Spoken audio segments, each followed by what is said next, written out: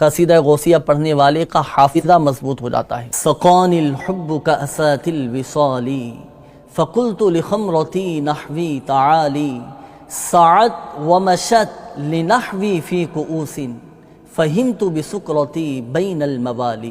ناظرین، یہ قصیدہ غوثیہ سرکار بغداد حضور غوث پاک رحمت اللہ تعالی علیہ کی زبان مبارک سے ادا ہوا ہے۔ اس قصیدہ غوثیہ کو خود حضور غوث اعظم رحمت اللہ تعالی علیہ نے تحریر فرمایا ہے، اور اس قصیدہ مبارکہ کا ورد بہت مفید ہے۔ مختلف مسائل، مختلف پریشانیاں، مختلف مصیبتوں میں گھرے افراد کے لیے اور جائز مرادیں اور حاجتیں تمناؤں کے پورا ہونے کے لیے اس کا ورد بہت ہی مفید اور مجرب ہے۔ آئیے ناظرین، چند ایک فضائل قصیدہ غوثیہ کے میں آپ کو عرض کرتا ہوں، اور آپ نیت بھی فرمائیے کہ اس کو اپنے معمولات میں شامل کریں گے۔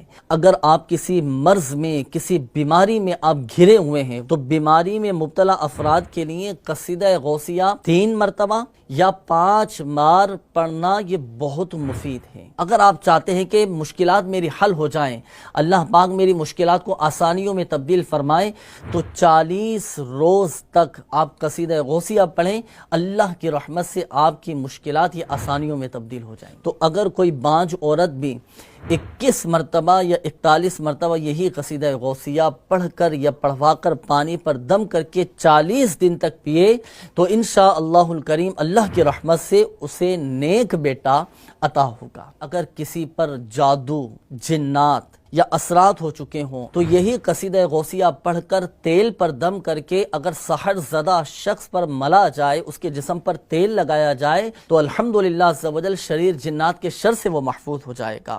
اگر آپ ظالم کے ظلم سے بچنا چاہتے ہیں، دشمنوں کے شر سے محفوظ رہنا چاہتے ہیں، تو یہ قصیدہ غوثیہ کثرت کے ساتھ پڑھنے کا معمول بنا لیجئے۔ انشاءاللہ الکریم ظالم کے ظلم سے، حاسدین کے حسد سے محفوظ ہو جائیں گے، اور آپ کے الحمدللہ عز و جل کے حفاظتی اقدامات یہ مکمل ہو جائیں گے۔ اچھا ناظرین کو یہاں یہ بھی عرض کرتا چلوں کہ 11ویں شریف میں تو خصوصیت کے ساتھ یہ قصیدہ غوثیہ پڑھنا ہی پڑھنا ہے، لیکن ساتھ ساتھ پورا سال ہی آپ یہ قصیدہ غوثیہ اپنے معمولات میں شامل رکھیے گا۔ اللہ کی رحمت سے یہ فضائل و برکات بھی ہمیں حاصل ہوں گے۔ اللہ پاک ہمیں حضور غوث اعظم رحمت اللہ تعالی علیہ کا خاص فیضان نصیب فرمائے، ہمیں، ہمارے بچوں کو، ہماری آنے والی نسلوں کو حضور غوث اعظم رحمت اللہ تعالی علیہ کا خاص فیضان نصیب فرمائے۔